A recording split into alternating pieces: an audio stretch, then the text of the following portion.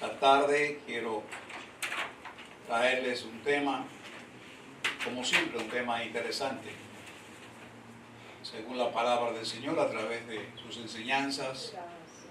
Una historia, o una de las historias interesantes de la palabra del Señor, que estas cosas se han escrito para que nosotros conozcamos cómo han sucedido todas las cosas y también para que pongamos nuestra confianza en aquel que ha permitido que las cosas acontezcan y que sigamos adelante sin temor alguno, que el Señor está con nosotros. Amén. Amén.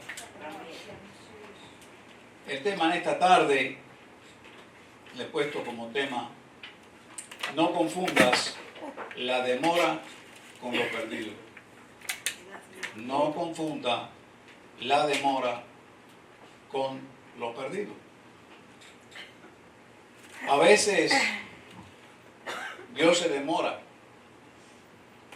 para responder nuestras peticiones.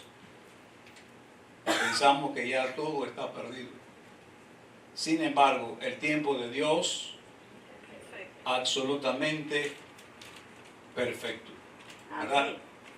Lo que sucede es que muchas veces nuestra desesperación tiende a confundir y pensamos ya todo está perdido, no hay solución, no hay esperanza, pero no, en Cristo Jesús las cosas son totalmente diferentes. Quiero compartir en la palabra algo que no es nuevo para nosotros, que está escrito aquí hace muchos años, pero que puede ser algo importante para nosotros en este día. Para mí lo es, supongo que para usted también, porque es una historia en la trayectoria de la vida de Jesús específicamente, y esta misma porción que vamos a leer está relacionando dos eventos muy impactantes, muy interesantes, que revelan muchas cosas y que necesitamos conocer en el día de hoy.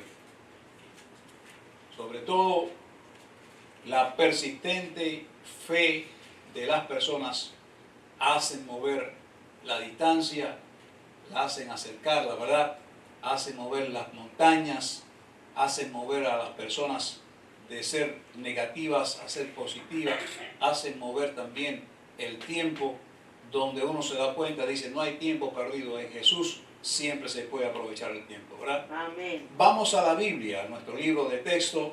Vamos a buscar en el libro de Marcos, capítulo número 5, la historia concerniente muy interesante a estos dos extraordinarios eventos de milagro que Dios hizo allí. Amén.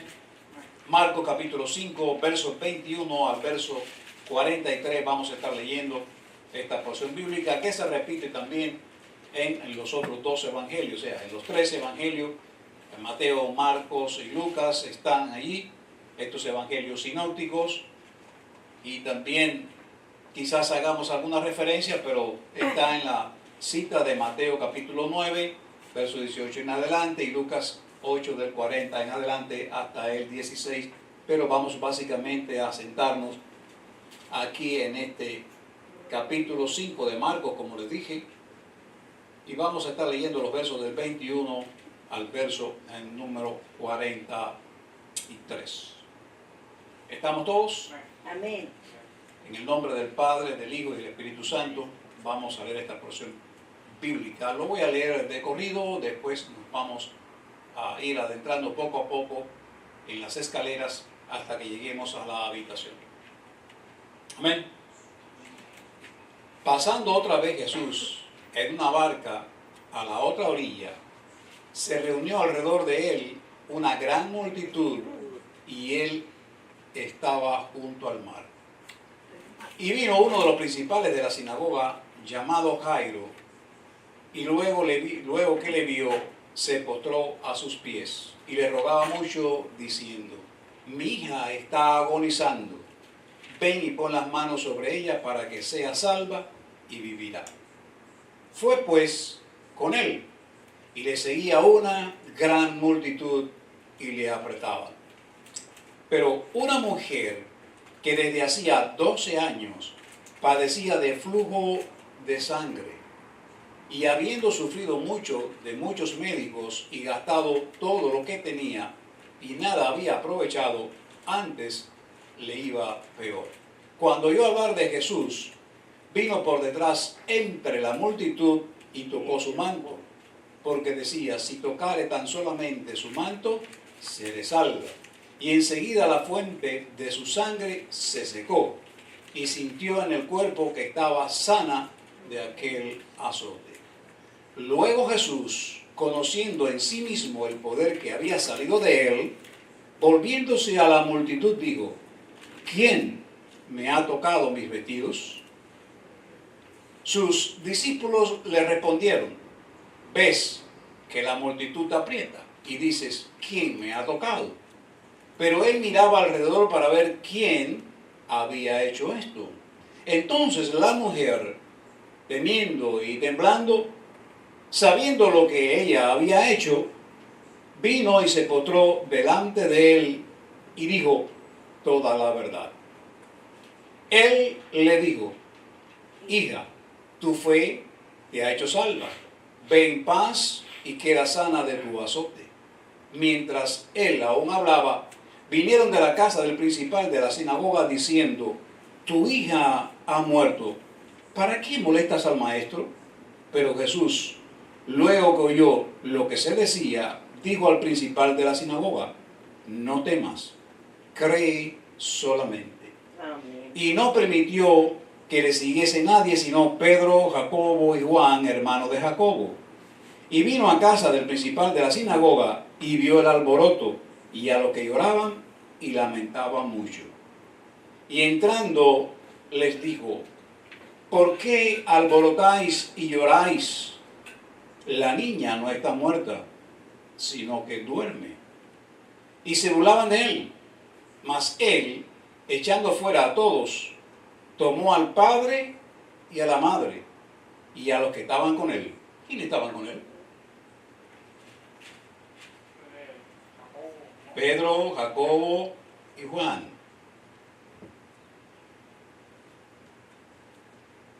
Y tomando de la mano a la niña, dijo, Talita Cumi, que traducido es, niña, a ti te digo, levántate.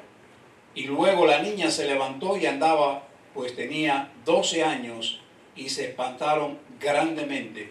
Pero él les mandó mucho que nadie lo supiese. Y dijo que si le dijo que se le diese de comer. Hasta aquí esta porción de la palabra. Oramos por la palabra. Hemos pedido la bendición al Señor. Y vamos a entrar ya de lleno en el asunto. Es una de las historias que revela la condición del mundo actual, el mundo en que vivimos, donde mucha gente cree, otra gente no cree. Escuche bien, gente que vive en el legalismo, conocen la ley, conocen que existe un Dios porque oyen hablar de Él, pero no porque tengan una relación con Él. Es una gran realidad. Este es un mundo mayormente incrédulo. He notado en este capítulo algunas cosas interesantes. Queda demostrado que nosotros tenemos una lucha que desarrollar en tres áreas, tres aspectos, tres dimensiones de nuestra vida personal. Primero, en el área espiritual. Segundo, en nuestra vida personal y física. Y tercero, en el área financiera, en el área económica. Tres batallas, tres campos de nuestra vida para trabajar en él. Es decir, la vida espiritual está primero que todas las cosas. ¿Cierto o no es cierto? De la vida espiritual emana también la vida corporal, la vida física, la vida material, todo lo que está cerca de nosotros, todo lo que nosotros tratamos de resolver en nuestra vida. La parte del espíritu guarda el alma, guarda el cuerpo y guarda todos nuestros sentimientos y nuestro ser como tal. Y hay que atenderla, hay que cuidarla, hay que alimentarla. ¿Cómo se alimenta? A través de la palabra y en la presencia de Dios. El cuerpo tenemos que cuidarlo, alimentarlo, sostenerlo, ¿verdad? Hay que bañarse, hay que vestirse, etcétera, etcétera. El otro aspecto de la vida que nosotros debemos llevar adelante, porque lo necesitamos, lo vamos a ver reflejado aquí también, es la parte financiera, la parte económica. Tenemos que trabajar para pagar nuestras rentas, para pagar los alimentos que comemos y darle la mantención a nuestro cuerpo, buscar los zapatos que necesitamos, la ropa que necesitamos, etcétera, etcétera. Inclusive los medicamentos que a veces tomamos, los médicos que en ocasiones visitamos, o los exámenes que a veces nos hacen, se necesita una parte financiera para hacer. Aquí encontramos a un hombre buscando la sanidad de su hijo. Es lo primero que vamos a ver aquí en el capítulo 5, verso 21 que leímos de las dos historias que para mí, mire bien, para mí son dos historias que nacen, hay un paralelismo, pienso yo, hay una similitud, mire bien, no nacen, yo no sé si nacieron el mismo día y el mismo mes, sería una coincidencia muy grande, pero hay un paralelo entre estas dos cosas. Y les voy a mostrar. Es una historia que comienza en un año, pero sale tan extremadamente paralela y contradictoria que para uno es gozo lo que nace, pero para otro es tristeza, dolor y sufrimiento. Ya les digo, no sé si es el mismo mes, tal vez el mismo día no sea, pero sí el mismo año. La Biblia, hermana Nachita, dice que es el mismo año, que comienzan, arrancan, nacen estos dos acontecimientos portentosos que nos dejan a nosotros algo que sacarle de jugo para el sustento de nuestras vidas, no solamente para conocimiento. Y este hombre llamado Jairo, que no era cualquier persona, dice que tras escuchar de Jesús, vino donde él. Jairo era un principal, o uno de los principales de la sinagoga. ¿Qué era Jairo? Yo no puedo decir enfáticamente que era un sacerdote, pero sí era una persona instruida, respetada, conocida. Era un líder. Era un líder en el Sanedrín, uno de los líderes de la sinagoga, alguien que conocía la ley en aquellos tiempos. Y dice que vino luego a Jesús y cuando le vio, ¿qué es lo primero que hizo él? Se postró ante sus pies. Se postra ante él. Él reconoció quién era Jesús. Aún siendo un principal de la sinagoga, respetando y considerando la ley, él reconoció quién era Jesús. Se postró ante él, es decir, se humilla delante de él, lo reconoce y le ruega, fíjese bien, y le ruega por una petición que él tiene. Mi hija está agonizando, ven y pon las manos sobre ella para que sea salva y vivirá. Qué interesante. Fíjese bien. Ven, pon las manos sobre ella, que no se olvide este verso 23. Pon las manos sobre ella para que sea salva y vivirá. Jesús atendió su petición. Fíjese bien. Fue pues con él y le seguía gran multitud y le apretaba. ¿Jesús lo acompañó o no lo acompañó? Jesús atendió su petición. Jesús atendió su necesidad. Jesús atiende a todas las personas, hermano. Lo que sucede es que muchas veces las personas no quieren ir a los pies de Jesús. No quieren ir a los pies de Jesús, porque Jesús no desecha a nadie. Recuerdo ahora, me dijo alguien hace unos años atrás, me dijo, me gusta más el Dios del Nuevo Testamento que el Dios del Antiguo Testamento. Sin embargo, es el mismo Dios. Tal vez haya algunas pocas reseñas que se puedan destacar. En la antigüedad era ojo por ojo, era guerra, castigo, disciplina, lo más que se destacaba. En esta dispensación vemos el amor, y no era que no hubiera amor en el Antiguo Testamento, el Dios del Antiguo Testamento, realmente son el mismo. En este lo más que se pide es amor, consideración, el respeto, ¿verdad? Otra cosa que podemos decir, una pequeña diferencia, es que Jesús, aún siendo el mismo Dios del Antiguo Testamento, ahora viene en carne humana. Se hace un ser humano.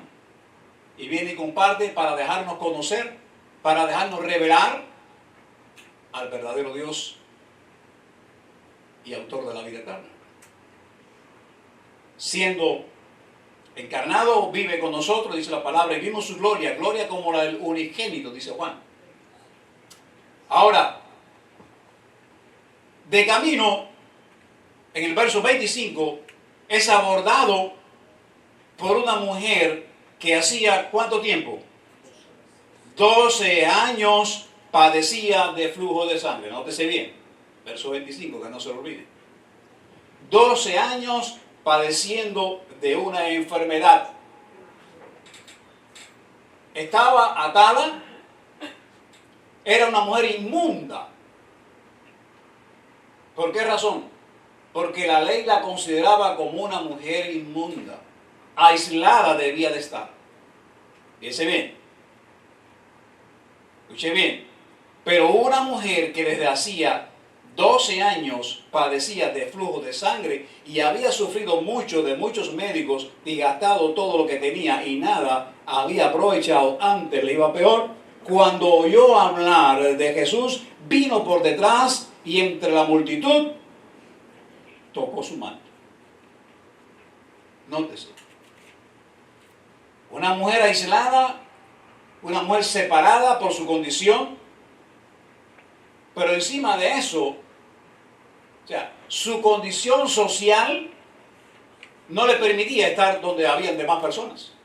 Incluso una mujer con esa situación, donde se sentaba alguien más no se podía sentar ahí. Donde se acostaba alguien más no se podía acostar allí. Tenía que estar aislada porque estaba con flujo de sangre. Eso se respeta, eso había que respetarlo. Pero esta mujer estaba sufrida. ¿Cómo estaría su espíritu? Quebrantado, sufrido, ¿verdad? Totalmente se sentiría abochornada por su condición de tanto tiempo. Esa es la parte espiritual. Ahora, esta misma mujer en el verso 26 había sufrido de muchos médicos. Su cuerpo estaba siendo molestado por los mismos médicos. A saber cuántos exámenes y cuántas cosas le hicieron a esa mujer. Tal vez la revisaron de cabeza a pie y de pie a cabeza y la sacudieron. Y sufrió mucho, dice la palabra. Es decir, su cuerpo también había sido molestado. Pero no solo eso. Ahora viene la parte económica, la parte financiera. Mire lo que hablábamos. Gastado todo lo que tenía con los médicos. Es decir, todos sus ahorros, todo lo que ella tenía, lo había gastado con los doctores. Y nada había podido aprovechar. En otras palabras, en esos versos nada más nos damos cuenta que ahí está la lucha nuestra. la lucha espiritual, la lucha corporal por sostener nuestro cuerpo sano, saludable, ¿verdad? Dispuesto, y cómo sostener nuestra familia, nuestro techo, nuestro trabajo. Todo esto es económicamente. Qué curiosidad, ¿verdad? Tremendo. Ahí en esos dos solamente podemos escuchar y ver en esta historia lo que aconteció. Pero cuando escuchó también hablar de Jesús, vino por detrás, dentro de la multitud, y tomó del manto de Jesús, lo tocó, o sea, tomó en sus manos el manto de Jesús. ¿Por qué razón? Porque en ella había algo dentro, donde ella decía, fíjese bien, donde ella declaraba, donde ella pensaba claramente, si tocare tan solamente su manto, seré salvo. Interesante. Súper interesante. La fe de Jairo lo llevó a decirle al maestro, a decirle a Jesús, ven y pon las manos, en otra palabra, toca a mi hija y mi hija será salva. Fíjese, escuche esa palabra. Él declarar no es más que hablar. Él declaró porque él creyó. Ven y toca a mi hija y estoy seguro, imperativo ahí, palabra, ¿verdad? Que será salva y vivirá. La mujer declara dentro de sí mismo. ¿Quién sabe si como Ana lo dijo a Sotoboshi? Si yo tocare, si tan siquiera no lo puedo tocar a él, pero puedo tocar el borde de sus vestiduras, ¿seré qué? Salva. La misma frase, la misma expresión que Jairo. La misma forma, la misma fe, la misma declaración. Si tan siquiera lo tocare. Porque él no me va a tocar a mí, porque él no me puede tocar a mí. Porque yo soy una mujer inmunda.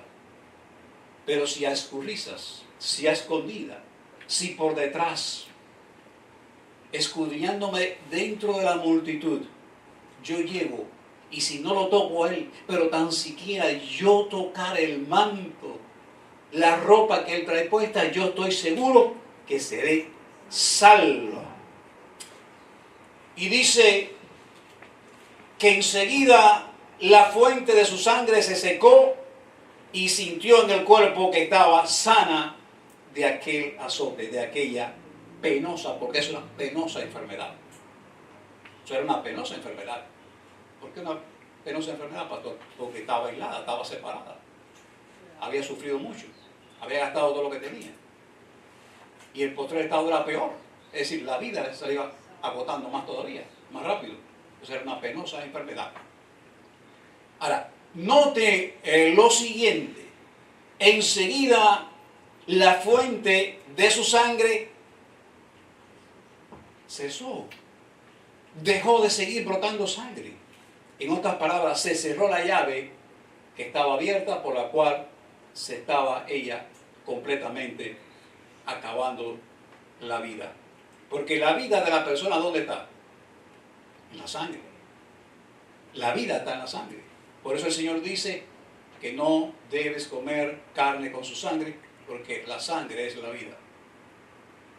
Ahora, mire bien. Jesús hace un alto y se detiene. Luego Jesús, conociendo en sí mismo el poder que había salido de él, volviéndose a la multitud, dijo, ¿quién me ha tocado mis vestidos? Si Jesús se vuelve a la multitud, eso me da a entender que Jesús es un alto en su camino. Dígame usted. Y con un paciente esperando con urgencia. Había una urgencia. Jairo rogaba por su hija.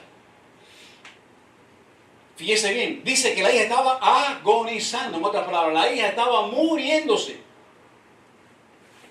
¿Cómo estaría de impaciente Jairo? ¿Cómo estaría de preocupado este padre, este conocedor de las Escrituras? Esperando. Pero si él iba conmigo, ¿cómo es posible que ahora alguien intercepte en el camino al doctor, al médico, a la persona que es capaz de curar? ¿Cómo es posible? ¿Qué va a pasar entonces? Pensaría él por dentro. Si mi hija estaba agonizando cuando yo salí. Por eso no podemos confundir la demora de Dios y no podemos dar por perdido el tiempo de Él. Porque Dios obra en un tiempo perfecto. Su tiempo es perfecto. Su hora es perfecta. Yo no quiero estar en la posición de Jairo, pero me da a entender de que Jesús no es solamente el dueño de la vida, sino también el dueño del tiempo. ¿Cuánto lo creen? Sus discípulos le dijeron: ves que la multitud te aprieta y dices, ¿quién me ha tocado? La gente es mucha. Te aprietan, te hace sentir incómodo y estás preguntando, ¿quién me ha tocado? Ahí vemos la comparación de cómo la gente creyente y no creyente andan cerca de Jesús, pero no comparten ni comen en el mismo plato que come Jesús. Ahí estaban los negativos. Ahí estaba la parte para desviar lo que Jesús sabía que había acontecido. Fíjese bien. Vienen los opositores de la fe. Nadie te ha tocado. No olvide eso. Nadie te ha tocado algo negativo. Fíjese bien. Ahorita más para adelante le voy a comparar. Pero él miraba alrededor para ver quién había hecho esto. Entonces la mujer, temiendo y temblando, sabiendo lo que ella había hecho, vino y se postró delante de él y le dijo toda la verdad. ¿Qué le dijo? Toda la verdad. Sabía que había hecho lo indebido. Sabía que había hecho un acto que le podía costar caro. Porque estando en su posición, no podía estar ni en público y mucho menos tocar a alguien. Y nada más y nada menos que al Hijo de Dios, al Mesías. Sin embargo, cuando ella viene, se confiesa culpable, sabiendo su posición cuál era, Jesús la miró y tuvo compasión de ella y le dijo, tu fe, primero le dice, hija, tu fe te ha salvado, te ha hecho salva. Ve en paz y queda sana de este azote. Mire bien. Jesús la llama hija. La libera y le dice, vete en paz de este azote. De hecho, enseguida la fuente, ¿qué pasó? Se secó. Inmediatamente la fuente se secó. Pero se secó no solo por el poder de Jesús, sino por la fe que ella portaba en ella, por lo que ella había declarado, por lo que ella había confiado, por lo que ella sabía que Jesús era capaz de hacer por ella. Pero no faltó algo negativo. Hubieron quien dijo, nadie la ha tocado. Pero Jesús conocía en sí que de él había salido algo, poder para sanar a otra persona, poder para sanar a alguien que estaba atribulado y estaba enfermo. Pero nunca, siempre usted se va a encontrar la parte negativa en algo. Ahora mire bien. Inmediatamente, mientras el diálogo estaba ocurriendo, dice el verso 35, vinieron de casa del principal de la sinagoga y le dijeron, tu hija ha muerto. ¿Para qué molestas al maestro? En otras palabras, no sigas insistiendo si ya no hay posibilidad, ya no hay tiempo. Los mismos que estaban cerca de él le dijeron a él, Nadie te ha tocado poniendo la duda, poniendo la incertidumbre. Pero Jesús sí conocía. Vienen de casa del principal y le dicen, ¿para qué vas a seguir pidiendo si ya no hay solución? El negativo ahora viene ¿con quién? Con la niña. Acabamos de ver lo negativo con la mujer. Ahora viene con la niña. Fíjese bien. ¿Para qué lo molestas? Ya no hay remedio. Ya no hay posibilidades. La niña ha descesado, la niña no vive, la niña ha muerto. Pero Jesús, luego que escuchó que se decía, o lo que se decía, dijo al principal de la sinagoga, no temas, cree solamente. Fíjese lo que el Señor te dice en esta tarde, lo mismo que le dijo a aquel allá. No importa cuál sea tu necesidad, no importa cuál sea tu problema, no importa cuál sea tu enfermedad, no importa lo que tú estás pasando, cree solamente. Ay, pero los doctores dicen, ay, pero la ciencia dice, ay, porque el tratamiento, ay, que el procedimiento, ay, que la gente me dice, ay, que mi hermano dice, ay, que mi mamá dice, ay, que mi papá dice. No oigas esas cosas negativas. Jesús dice, cree solamente.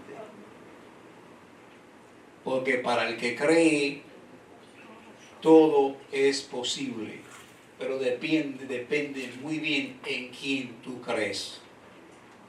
Si cree en lo que te dice la ciencia o cree en lo que Dios te dice por medio de su palabra. Dice claramente, no temas, cree solamente. Y no permitió que le siguiese nadie, sino Pedro, Jacobo y Juan, hermano de Jacobo. Y vino a casa del principal de la sinagoga y vio el alboroto y los que lloraban y lamentaban mucho. Y entrando les dijo, ¿por qué alborotáis a la niña? ¿Por qué alborotáis y lloráis? La niña no está muerta, sino que duerme. ¿Y qué hicieron la gente? Se burlaban entonces de él. Se burlaban de él.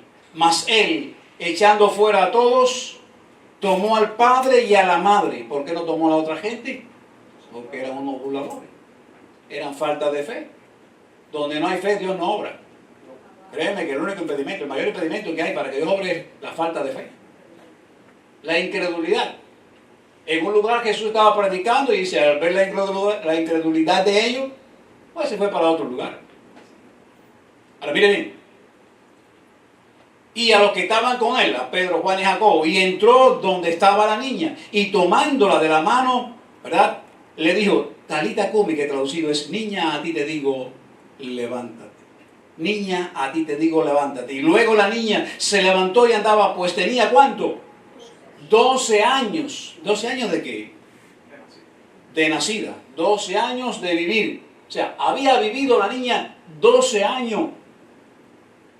Y la mujer que estaba enferma, ¿cuántos años llevaba?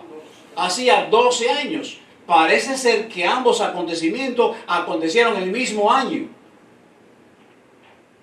Cuando comenzó la sufrida enfermedad de esta mujer, en la casa de Jairo había alegría, porque nacía una niña. Pero ahora, mire qué contrariedad. Ahora, cuando la mujer es sanada, llega entonces la tristeza a casa de Jairo. No sé si usted, no sé si usted me está entendiendo. 12 años posteriores, y mire lo que acontece. Un lamento estaba convertido en alegría con la mujer. Y una alegría convertida en lamento. La niña de Jairo, 12 años. El número 12 es un número bien importante en la Biblia. Mire, aquí en esta escritura, cómo nos damos cuenta. Yo no sé si fue el mismo mes, pero yo sí pienso que habían 12 años. En ese año nació una y en ese año se enfermó la otra. 12 años atrás. Es decir, comparamos las escrituras donde nos damos cuenta que la fe todo lo puede. La fe todo lo alcanza. Y muchas veces nosotros decimos, ¿y por qué estamos en esta condición? ¿Por qué no acontece el milagro? Y lo que me preocupa de las personas que a veces me dicen, pastor, si yo tengo una fe grandísima. Ya ese es el primer error que están cometiendo. De hecho, la fe no tiene que ser grande. Para que Dios obre, la fe tiene que ser el tamaño del grano de mostaza. No tiene que ser una fe tan grande. Solamente hay que creerlo y declararlo.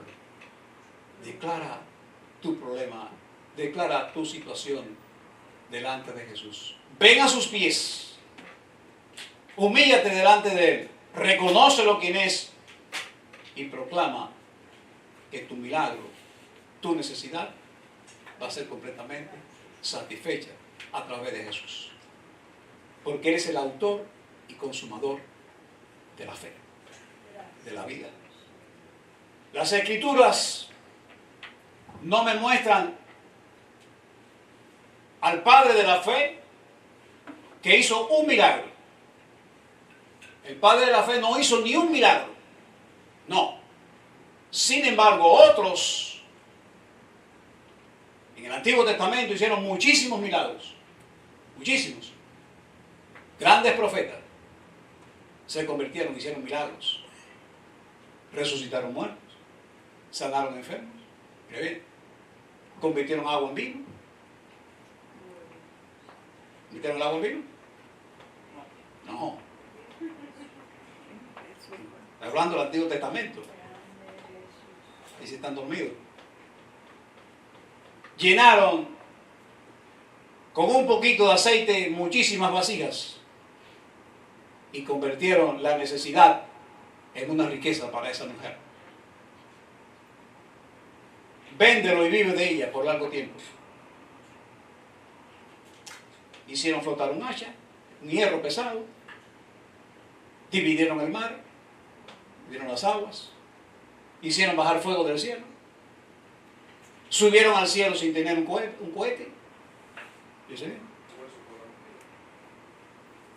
Aún después de muerto, uno resucitó a otro muerto que estaba sepultado. Pero el Padre de la fe, que fue llamado amigo de Dios, amigo no es cualquiera.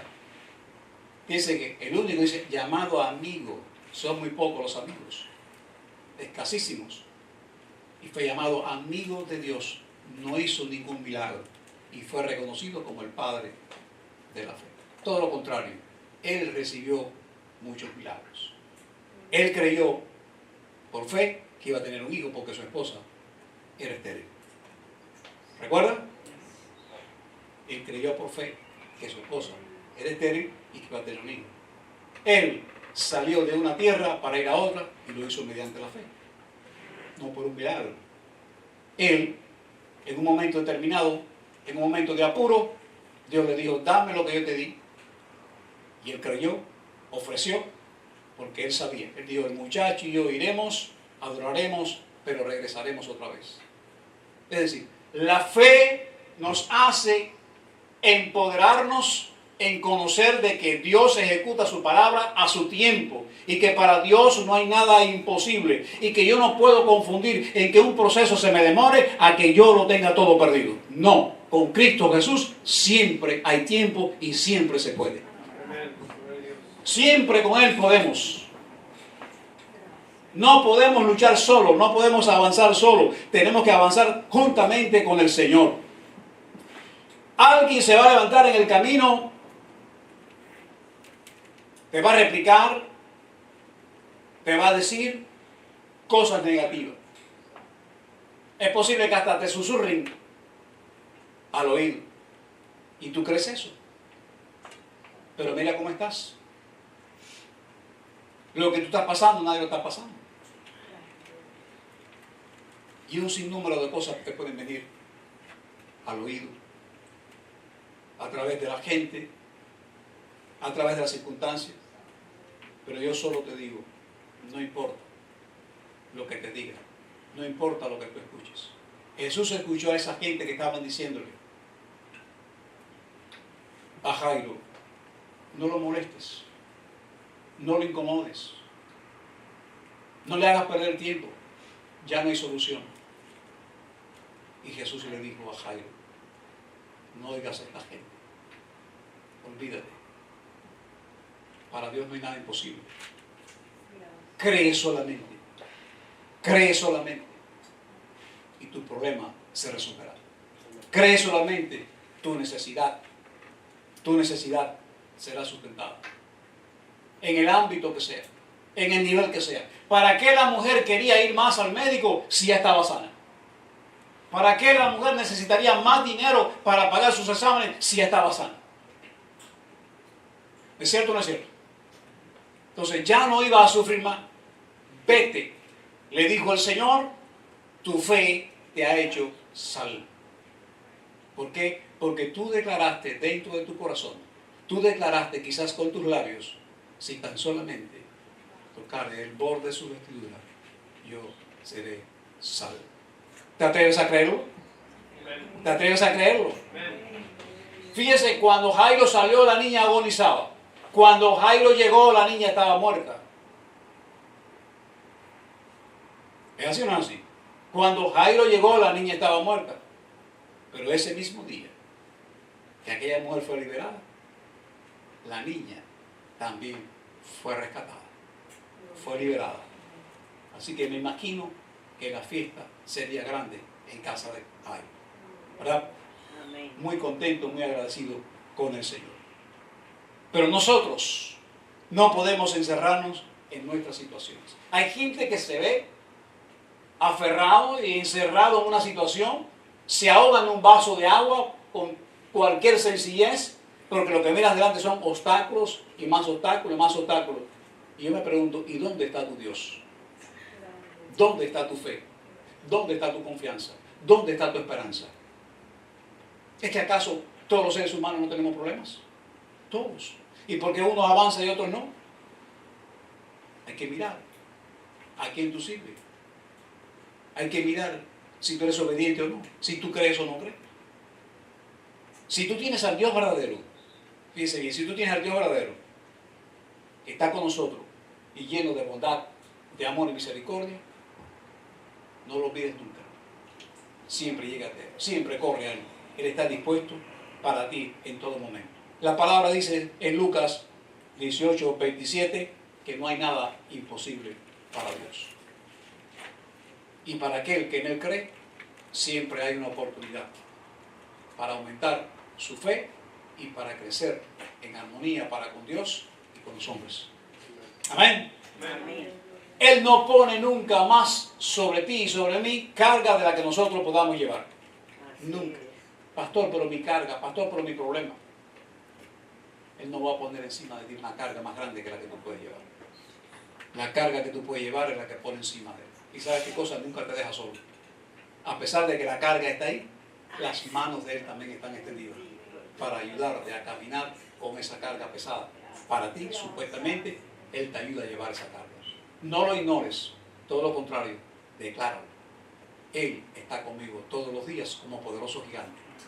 Y lo que yo estoy pasando, lo estoy pasando porque Él me está ayudando a llevarlo adelante. No para afligirme, no para quitarme el tiempo de Dios, sino para que su tiempo se consuma en el momento que Dios lo determine. ¿Cuántos lo creen? Nadie puede luchar solo. El que lucha a sus propias expensas puede tener muy poco éxito en su vida.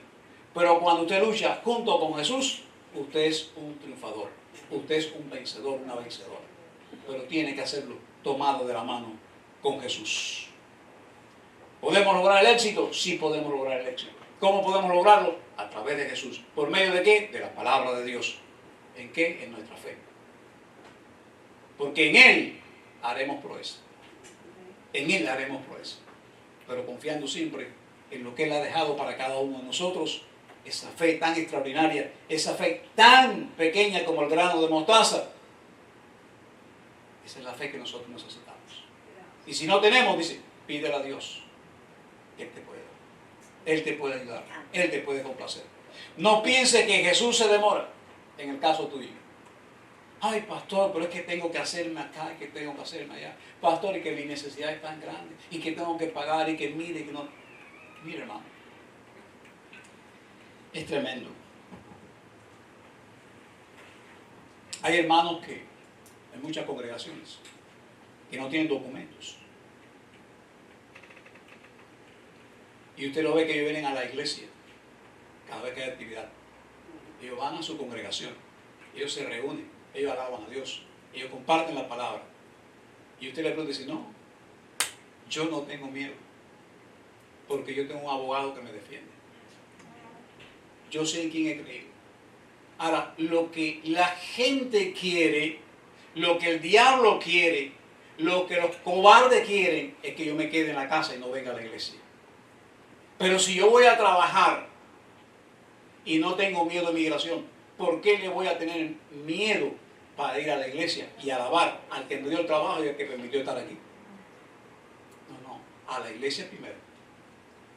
Me quedé sin trabajo, pero primero en la iglesia, porque al que yo voy a alabar es el que me va a buscar con qué sostener. Y andan sin miedo. Inmigración no los toca. ¿Por qué? Yo no sé por qué. Pero yo me imagino por qué. Porque el que anda con ellos es más poderoso que el que está en el mundo. El que anda con esos cristianos de convicción, esa gente de convicción, el que está con ellos es más poderoso que el que está con inmigración. No importa que saquen la ley que saquen. Pero tú tienes que tener fe en aquel que te dejó traer hasta aquí, porque Él te trajo por alguna razón. Entonces no hay por qué temer. Los papeles, confía en Él. Sírvele a Él. Pero la gente, a veces, mientras más necesitamos de Dios, más le huimos. Y creemos que solo podemos lograr que a través de las leyes. Tremendo. Conozco una persona, que sí lo conozco yo, por supuesto, no voy a decir quién es. Quizás alguno de ustedes le conozca, pienso que sí. Que un pariente está agarraron un pariente importante de él, de esa persona. Una persona que él conoce. Y hace más de un mes, inmigración tiene a esa persona agarrada. Claro, hay que buscar abogados y cosas así. Pero es lo que esa persona y yo conversamos. Digo, Dios tiene el control de todo. Si Dios ha permitido que llegue hasta ahí, es con un propósito.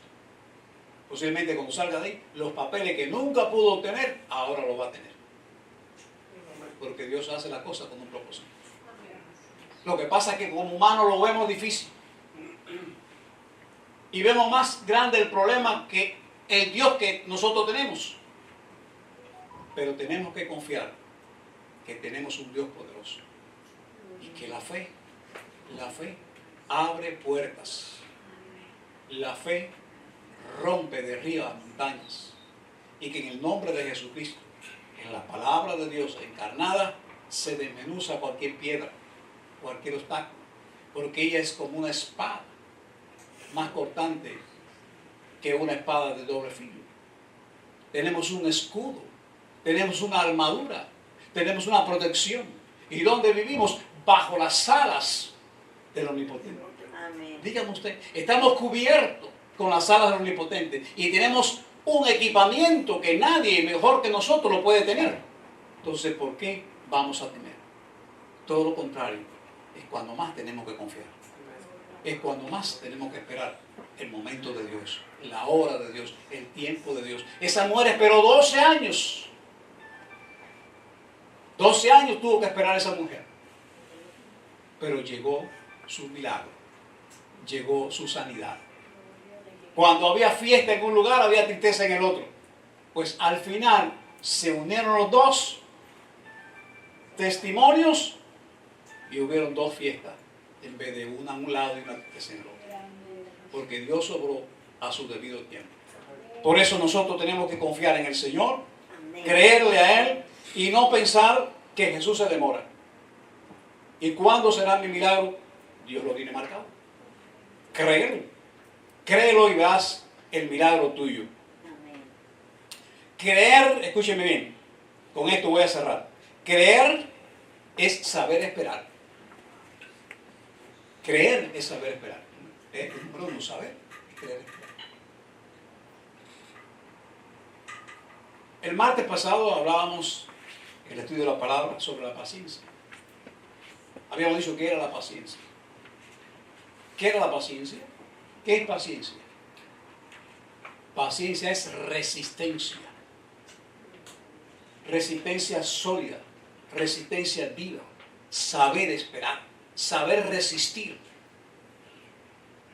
Santiago habla de la prueba, a la hora de la prueba. La paciencia viene con prueba para saber que tú resistes, que tú soportas. Eso es paciencia. Nunca pida paciencia ante la prueba. Dígale, ayúdame a cruzar la prueba. Ayúdame a cruzar esta situación.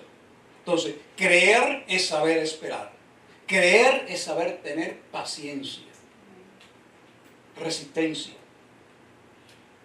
Creer no es tomar la iniciativa, es tener valor para enfrentar las situaciones.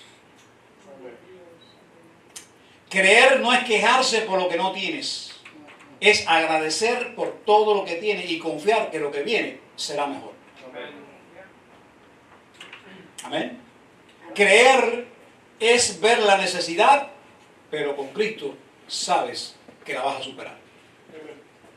Eso es creer. ¿Cuánto confían en el Señor? Amén. Vamos a ponernos de pie en esta tarde. Y tu piedad salvaste al hijo de Abraham. Con tu diestra el mar se abrió y tu pueblo en seco caminó. La mujer judía que pecó, tu amor la perdonó y la libertó.